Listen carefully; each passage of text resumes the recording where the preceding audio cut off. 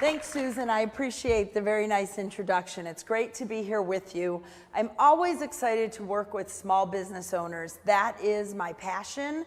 That is where I've built my practice over the years.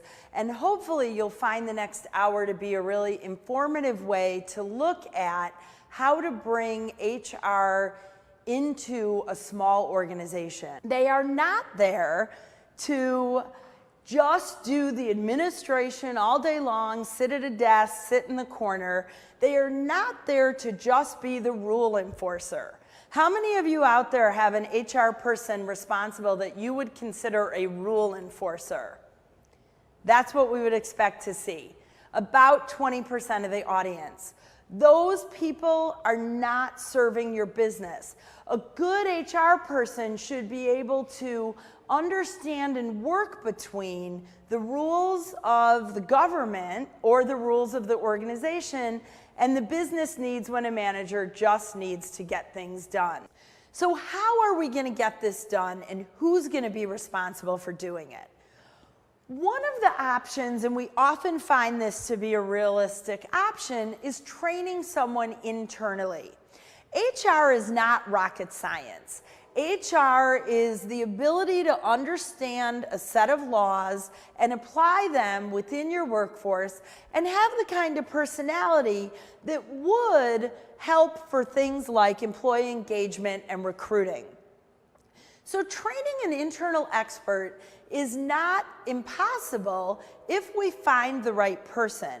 What I see more and more often is that they take someone out of their accounting department who doesn't really care about human resources. They say, you're now going to be responsible for this stuff. And because the person doesn't want to lose their job, they go ahead and do it. Your CFO or controller typically does not want to be doing human resources. So think about, are you saddling them with a responsibility not only that they're likely not going to have the skill set for, but is going to take critical time away from the other things they should be doing.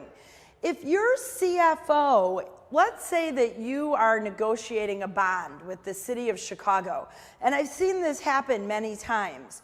Do you really want your CFO talking to the employee who just got married and needs to add his wife to the benefits? Likely not.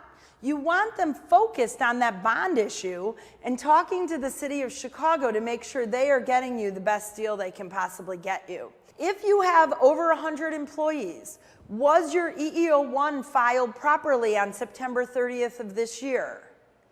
All these things will tell you whether or not your person watching the HR ship is doing what you need them to do.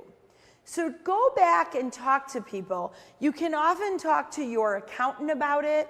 Most benefit brokers these days have alliances with HR consultants and HR partners.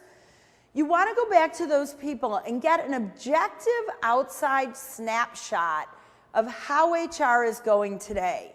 At the same token, you want to sit with your management team, as we've talked about a couple of times, and decide whether or not they would like some help in the HR function.